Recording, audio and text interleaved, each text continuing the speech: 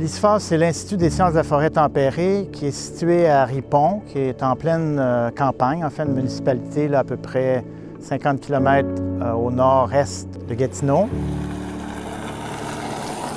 L'ISFAR est un institut associé à l'UQO. C'est une communauté de professeurs, d'étudiants et de chercheurs qui ont uni leurs efforts pour augmenter nos connaissances sur la forêt tempérée. C'est en fait 13 professeurs, 7 professionnels de recherche et plus de 40 étudiants de maîtrise, de doctorat et de chercheurs postdoctoraux.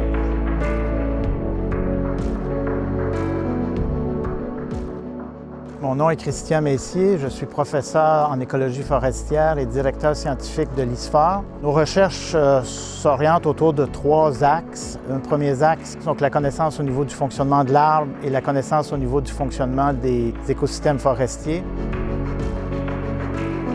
La deuxième qui vise plutôt à quantifier et mesurer les ressources que la forêt produise.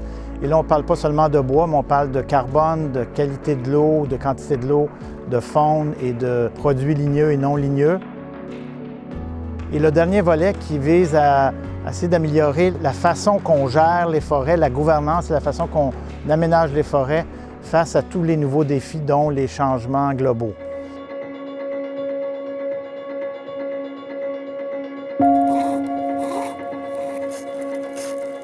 Mon nom est Sylvain Delagrange, je suis professeur à l'Université du Québec en Outaouais et chercheur à l'ISFAR. Ma spécialité est en écophysiologie végétale et en écologie fonctionnelle des végétaux. Mes intérêts de recherche tournent autour de tout ce qui est le fonctionnement de l'arbre et sa réponse à l'environnement et à la variation de l'environnement. Donc ça va concerner la circulation de l'eau dans l'arbre, la photosynthèse, la respiration, le développement des racines. En ce moment, on a un projet qui s'intéresse à la coulée de la sève de l'érable à sucre. Donc, on est en pleine période de coulée et on cherche à connaître tous les facteurs environnementaux et aussi intrinsèques à l'arbre qui font que cette coulée a lieu. Donc, on a installé tout un tas de capteurs sur l'arbre pour bien comprendre quand se fait la coulée et pourquoi. On est ici dans une forêt privée typique du sud du Québec où on a un mélange conifère feuillu, dont des érables à sucre.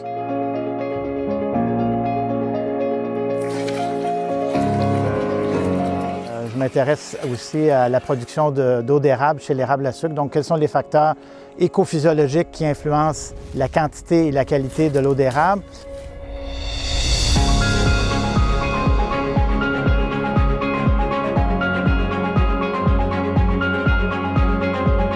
Dès l'âge d'une dizaine d'années, avec mon père, j'allais entailler les érables et faire du sirop d'érable. Donc, je dirais que je fais du sirop d'érable depuis 40 ans, en fait 45 ans.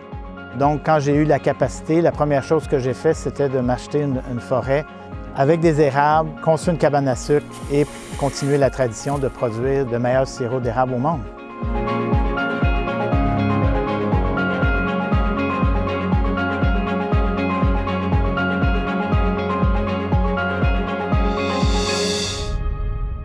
Mes intérêts de recherche sont de 2 grands ordres. Le premier, c'est vraiment l'étude de la forêt, soit la forêt naturelle ou la forêt privée. La forêt privée, comme on a ici, essayer d'évaluer quelles sont les meilleures pratiques à mettre en place pour augmenter la résilience de ces forêts face au changement climatique, mais aussi face à des menaces comme les insectes et les maladies.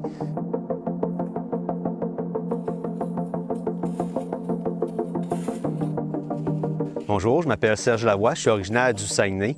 Je suis professeur de chimie à l'ISFAR, puis ce qui m'intéresse, c'est les produits naturels qu'il y a dans les plantes ou dans les animaux.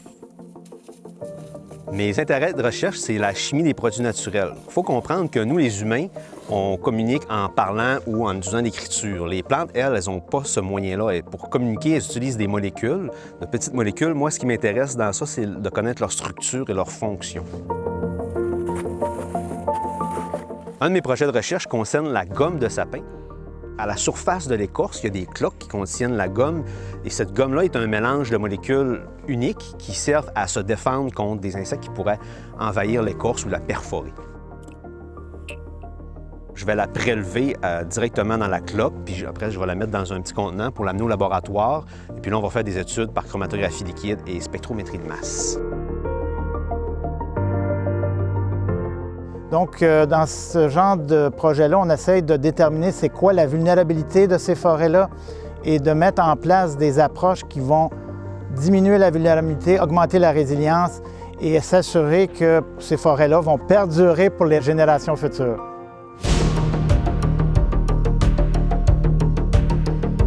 Je m'appelle Angélique Dupuche, je suis professeure à l'UQO, chercheur à l'ISFOR. Mon expertise est en écologie animale.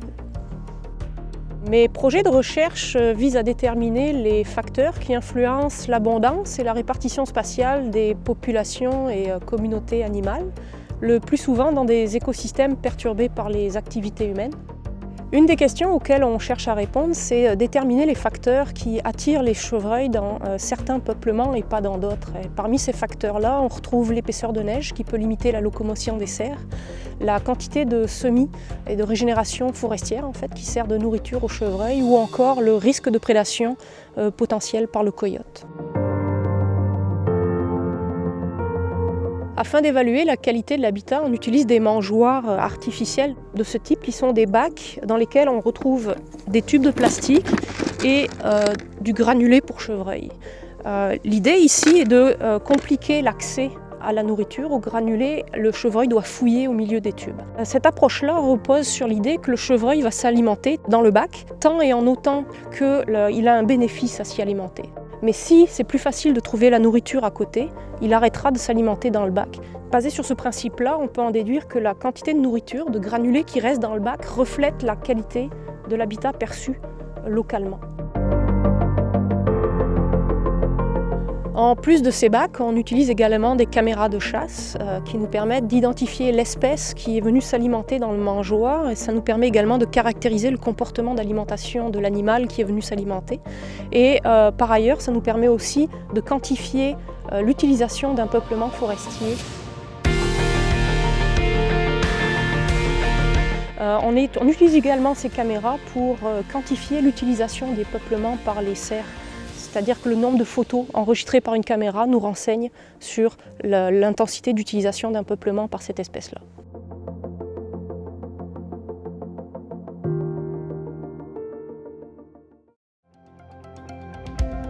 L'ISFOR, c'est une grande famille, c'est une famille de chercheurs, c'est une famille d'étudiants. Une petite entreprise de gens qui ont une passion, la forêt tempérée, et qui veulent améliorer sa gestion. L'ISFOR, c'est un environnement de recherche qui offre une qualité de vie au travail extraordinaire, où les professeurs, les étudiants, les professionnels se retrouvent à collaborer et à dîner, à fonctionner tous ensemble. On est un regroupement de chercheurs qui ont chacun leur domaine de spécialisation. Il y a des physiologistes végétales, il y a des écologistes aquatiques, il y a un chimiste. Et donc, on peut répondre à toutes sortes de questions concernant l'écologie grâce à nos expertises. Et pouvoir faire de la recherche comme ça, les deux pieds en forêt, dans le milieu qu'on étudie, c'est une chance exceptionnelle. C'est la possibilité d'utiliser plus de 30 ans d'expérience de recherche que j'ai acquise à l'UQAM et la mettre au service de l'ISFOR, qui est une jeune institut avec beaucoup de jeunes chercheurs, donc de faire partager mon expérience pour essayer de développer un institut qui va rayonner au niveau international.